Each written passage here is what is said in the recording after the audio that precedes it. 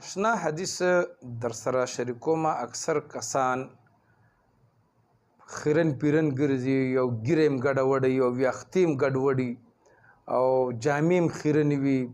حالانکه څه تکلیف هم نه وي کور کې د نور جامیم یو قصدن آمدن د خپل ناراستۍ د وجنه خراب ګرځي په خراب حلیه کې ګرځي نو حضرت جابر بن عبد الله رضی الله تعالی عنہ فرمایي چې یو ورځ حضور کریم صلی الله علیه وسلم زمو خپل راغې نو هغه یو کس د څه وکړو چې ډیر ګډوډو وختیم ببرو او ګیرم ببروا نو